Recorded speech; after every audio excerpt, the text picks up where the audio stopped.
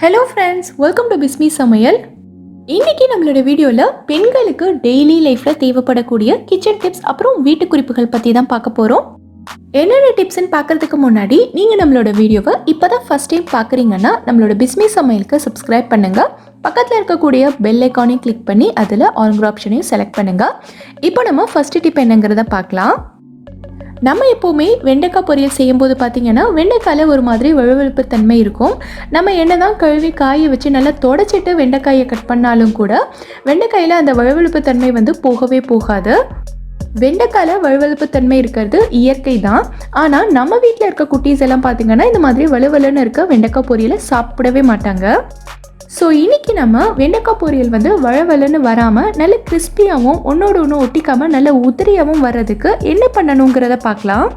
நீங்கள் எப்போவுமே வெண்டைக்காய் பொரியலுக்கு என்னென்ன பொருட்கள்லாம் சேர்த்து தாளிப்பீங்களோ அது எல்லாத்தையும் சேர்த்து நல்லா தாளித்ததுக்கப்புறமா நம்ம கட் பண்ணி வச்சுருக்க வெண்டைக்காயை உள்ளே சேர்த்துடலாம். சேர்த்துட்டு இந்த மாதிரி ஒரு தடவை எல்லாத்தையும் நல்லா கலந்து விட்டுக்கங்க. நல்லா கலந்து விட்டதுக்கப்புறமா இது கூட 1 டீஸ்பூன் அளவுக்கு லெமன் ஜூஸ் சேர்த்து இதையும் நல்லா கலந்து விட்டுருங்க. இந்த மாதிரி நம்ம லெமன் ஜூஸ் சேர்த்து வெண்டைக்காய் பொரியல் செய்யும்போது பார்த்திங்கன்னா இந்த வெண்டைக்காயில் வழுவழுப்பு தன்மை சுத்தமாக இருக்காது. இந்த லெமன் ஜூஸ்க்கு பதிலாக நீங்கள் 1 டேபிள் ஸ்பூன் அளவுக்கு தயிர் கூட சேர்த்துக்கலாம். நம்ம லெமன் ஜூஸ் சேர்த்துருக்கிறதுனால பொரியலில் புளிப்பு டேஸ்ட் இருக்குமோன்னெல்லாம் நீங்கள் யோசிக்க வேண்டாம். நம்ம லெமன் ஜூஸ் ரொம்ப கம்மியான அளவில் தான் சேர்த்துருக்கோம். ஸோ இதோட டேஸ்ட்டில் எந்தவித டிஃப்ரென்ஸும் இருக்காது. ரொம்ப சூப்பராக இருக்கும். ட்ரை பண்ணி பாருங்கள். இப்போ நம்ம அடுத்த டிப் என்னங்கிறத பார்க்கலாம். நம்ம வீட்டில் இந்த மாதிரி கொண்டக்கடலையெல்லாம் வேக வைக்கும்போது பார்த்திங்கன்னா ஏதாவது கிரேவி பண்ணுறதுக்கோ இல்லைனா சுண்டல் பண்ணுறதுக்கோ இதை வேக வைக்கணும்னா கண்டிப்பாக ஒரு 7லேருந்து 8 மணி நேரமாவது ஊற வச்சுருக்கணும். அப்படி இல்லைன்னா நம்ம ஓவர் நைட் ஊற விடுவோம். ஆனால் சில சமயங்களில் பார்த்திங்கன்னா நம்ம ஊற வைக்கிறதுக்கு மறந்துருப்போம். அப்படி இல்லைன்னா நமக்கு அந்த அளவுக்கு டைமும் இருக்காது.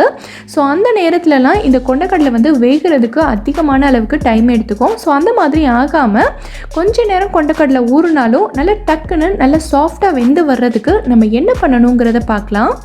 இங்கே பார்த்திங்கன்னா நான் இதை 2 மணி நேரத்துக்கு தான் ஊற வச்சுருக்கேன். இதை குக்கரில் சேர்த்துட்டு இதுக்கு தேவையான அளவுக்கு தண்ணி ஊற்றிடலாம். இப்போது இதுக்கு தேவையான அளவுக்கு உப்பு சேர்த்துட்டு கூடவே நம்ம என்ன சேர்க்க போகிறோன்னா 1/4 டீஸ்பூனை விட ரொம்ப கம்மியாக சோடா உப்பு தான் சேர்க்க போகிறோம். இது நம்ம எப்போவுமே சமையலுக்கு யூஸ் பண்ணுற ஆப்ப சோடா தான். ஸோ இதை ரொம்ப கம்மியான அளவில் நான் சேர்த்துக்கிறேன். சேர்த்துட்டு நல்லா கலந்து விட்டுட்டு நம்ம குக்கரை மூடி வெயிட் சேர்த்துடலாம். இந்த மாதிரி நம்ம சோடா உப்பு சேர்த்து வேக வைக்கும்போது பார்த்திங்கன்னா இது நமக்கு ரொம்ப சீக்கிரமாக வெந்து வந்துடும். கொண்டக்கடலைக்கு மட்டும்தான் கிடையாது, எல்லா பயிர் வகைகளுக்குமே நீங்கள் இதே மாதிரி வேக வைக்கலாம். ரொம்ப சீக்கிரமாக வெந்துடும். அதுக்கப்புறமா நீங்கள் கிரேவி செய்கிறதுக்கோ இல்லைன்னா சுண்டல் செய்கிறதுக்கோ யூஸ் பண்ணிக்கலாம். ட்ரை பண்ணி பாருங்கள். நீங்கள் அதிகமாக பிரியாணி செய்வீங்க, நிறைய நான்வெஜ் ரெசிபி செய்வீங்க அப்படின்னா இந்த டிப் உங்களுக்கு ரொம்ப ரொம்ப யூஸ்ஃபுல்லாக இருக்கும். நம்ம சமைக்கும் போது இஞ்சி பூண்டு விழுது சேர்த்து வதக்கணும்னா அது பாத்திரத்தோட அடியில் ஃபுல்லாக நல்லா ஒட்டிக்கும். ஒரு 30 செகண்ட்ஸ் கவனிக்காமல் விட்டாலே போதும், பாத்திரத்தில் அங்கங்கே நல்லா ஒட்டிட்டு அடி பிடிச்ச மாதிரி ஆயிரும். ஸோ அந்த மாதிரி பாத்திரத்தில் ஒட்டாமல் வர்றதுக்கு என்ன பண்ணலான்னா இஞ்சி பூண்டு விழுது சேர்த்து ஒரு 2 செகண்டுக்கு மட்டும் வதக்கிட்டு கூடவே கொஞ்சமாக உப்பும் சேர்த்துருங்க.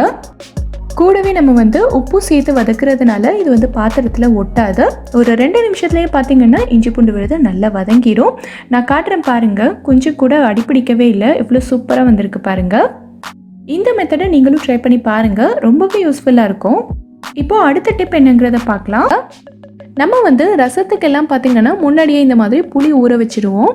புளி நமக்கு சீக்கிரமாக கரைக்க வரணுன்றதுக்காக லைட்டாக அதில் சுடு தண்ணி சேர்த்து ஊற வைப்போம். நீங்கள் ரசத்துக்கு புளி ஊற வைக்கும் போது கூடவே இந்த மாதிரி ஒரு தக்காளியையும் நீங்கள் புளியோடய சேர்த்து உள்ளே போட்டு வச்சுருங்க. ரசத்துக்கெல்லாம் நம்ம புளி கரைக்கும் போது கூடவே சேர்த்து தக்காளியையும் கையாலேயே கரைச்சி விட்டோம்னா தான் ரசம் அவ்வளோ டேஸ்ட்டாக இருக்கும்.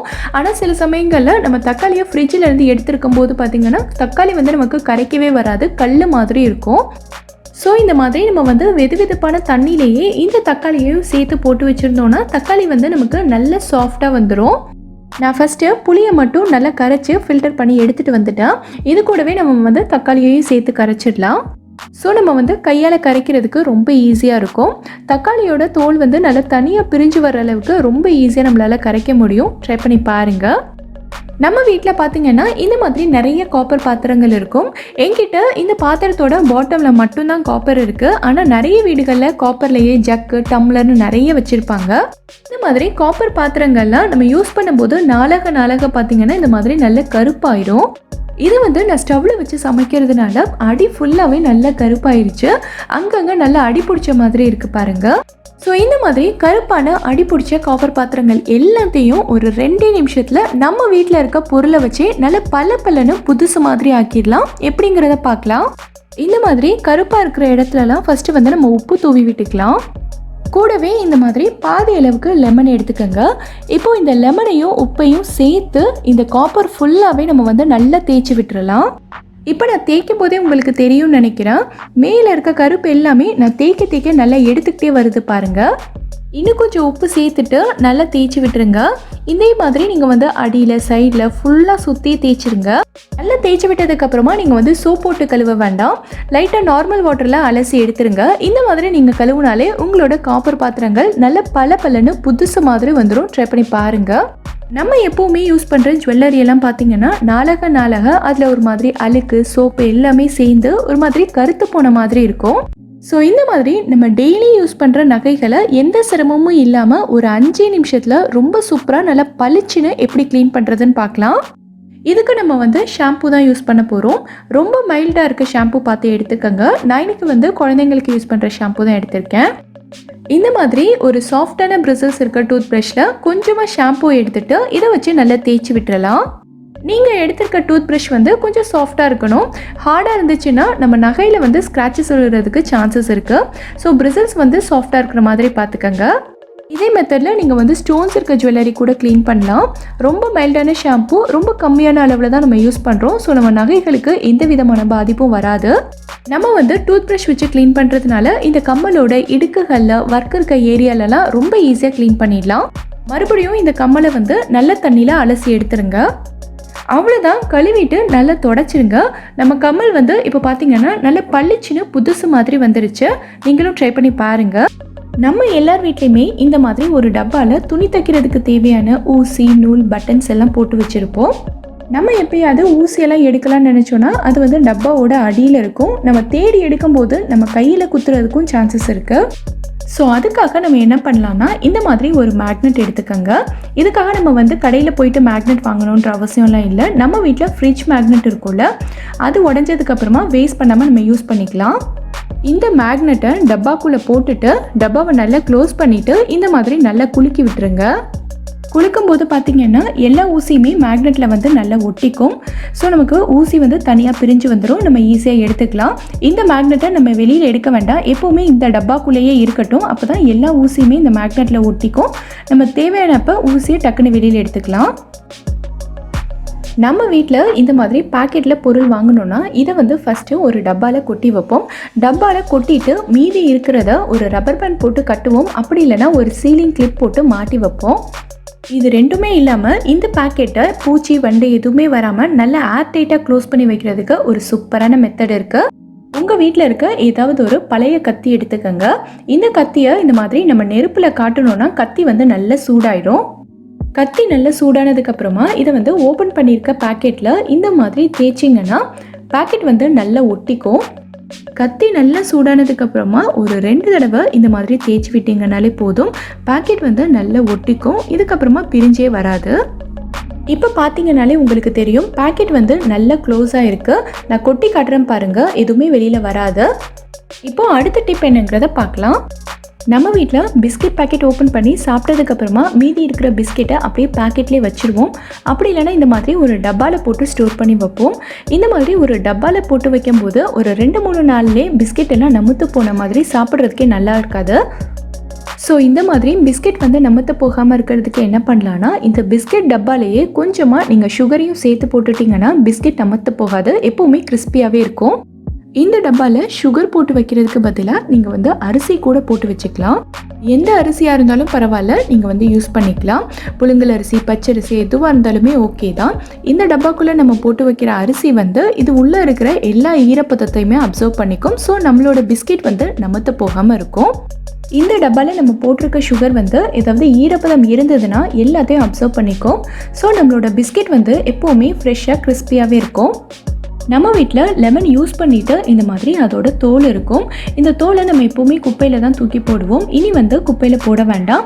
இந்த லெமன் தோலை வச்சு ஒரு சூப்பரான க்ளீனிங் டிப் இருக்குது. லெமன் தோலை நான் இந்த மாதிரி சின்ன சின்னதாக கட் பண்ணி வச்சுருக்கேன். இந்த மாதிரி மிக்ஸி ஜாரெல்லாம் நம்ம அரைச்சி முடிச்சதுக்கப்புறமா எப்பவும் போல் டிஷ்வாஷர் போட்டு சும்மா கழுவி வச்சுருவோம். ஆனால் இந்த பிளேடோட அடிப்பகுதியில் இருக்கிற அழுக்கெல்லாம் நமக்கு வந்து சரியாக போகாது. ஸோ அதெல்லாம் க்ளீன் பண்ணுறதுக்கு நம்ம கட் பண்ண லெமனோட தோலை இந்த ஜாரில் சேர்த்துக்கலாம்.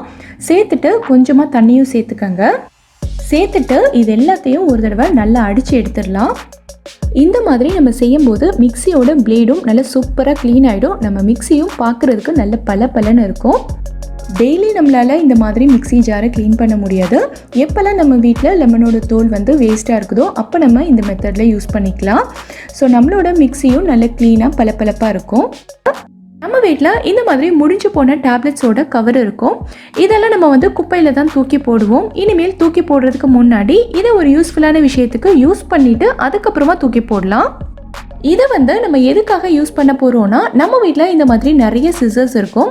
இந்த சிசர்ஸ் எல்லாம் பார்த்திங்கன்னா நம்ம யூஸ் பண்ணும்போது நாளாக இதோட ஷார்ப்னஸ் வந்து சுத்தமாக போயிடும். சரியாகவே நமக்கு வந்து கட் பண்ணாது. ஸோ இந்த மாதிரி இருக்கிற சரியாக கட் பண்ணாத சிசர்ஸ் எல்லாத்தையும் ஷார்ப் பண்ணுறதுக்கு தான் இதை வந்து நம்ம யூஸ் பண்ண போகிறோம். சிசர்ஸ் வச்சு இந்த கவரை நம்மளால் முடிஞ்ச அளவுக்கு நல்லா குட்டி குட்டியாக கட் பண்ணிக்கலாம். ஃபஸ்ட்டு நீங்கள் கட் பண்ணும்போது பார்த்தீங்கன்னா சரியாக ஷார்ப் இல்லாததுனால கொஞ்சம் ப்ரெஸ் பண்ணி கட் பண்ணுற மாதிரி தான் இருக்கும். பட் நீங்கள் வந்து கட் பண்ண சிசர்ஸ் வந்து நல்லா ஷார்ப் ஆகிடும். ஒரு 2 கவர் கிட்ட நீங்கள் கட் பண்ணாலே போதும். சிசர்ஸ் வந்து நல்லா ஷார்ப் ஆகி மறுபடியும் நல்லா கட் பண்ண ஆரம்பிச்சிடும். இதை ஷேர் பண்ணுறதுக்கு நமக்கு இன்னொரு மெத்தட் கூட இருக்குது. இந்த மாதிரி அலுமினியம் ஃபாயிலை நீங்கள் கட் பண்ணாலும் சிசர்ஸ் வந்து நல்ல ஷார்ப் ஆகும். எந்த அளவுக்கு முடியுமோ அந்த அளவுக்கு நல்ல குட்டி குட்டியாக கட் பண்ணிவிடுங்க. இந்த மாதிரி டேப்லெட் கவர் அலுமினியம் ஃபாயில் எல்லாம் கட் பண்ணுறதை விட இதை ஷார்ப் பண்ணுறதுக்கு நமக்கு இன்னொரு சூப்பரான ஈஸியான மெத்தட் இருக்குது. நம்ம எல்லார் வீட்லேயுமே இந்த மாதிரி ஒரு கிளாஸ் பாட்டில் இருக்கும். ஜாம் பாட்டில், ஊறுகாய் பாட்டில், இந்த மாதிரி ஏதாவது ஒரு பாட்டில் இருக்கும். இந்த பாட்டிலோட கழுத்து பகுதியில் சிசர்ஸை வச்சு இந்த மாதிரி நீங்கள் நல்லா கட் பண்ணி விட்டீங்கனாலும் சிசர்ஸ் வந்து நமக்கு நல்ல ஷார்ப்பாக வந்துடும். ட்ரை பண்ணி பாருங்கள். இந்த வீடியோவில் நான் சொல்லியிருக்க எல்லா டிப்ஸுமே உங்களுக்கு ரொம்பவே யூஸ்ஃபுல்லாக இருக்கும்னு நினைக்கிறேன். எந்த டிப் உங்களுக்கு ரொம்ப யூஸ்ஃபுல்லாக இருந்ததுங்கிறத கீழே இருக்க கமெண்ட்டில் எனக்கு சொல்லுங்கள். இந்த வீடியோ உங்களுக்கு பிடிச்சிருந்தா லைக் பண்ணுங்கள். உங்கள் ஃப்ரெண்ட்ஸ், உங்கள் ஃபேமிலி மெம்பர்ஸ் கூட இந்த வீடியோவை ஷேர் பண்ணுங்கள். மறக்காமல் நம்ம பிஸ்மி சமையலுக்கு சப்ஸ்கிரைப் பண்ணிவிட்டு பக்கத்தில் இருக்கக்கூடிய பெல் ஐக்கானை கிளிக் பண்ணி அதில் ஆல் ஆப்ஷனையும் செலக்ட் பண்ணுங்கள். தேங்க்யூ.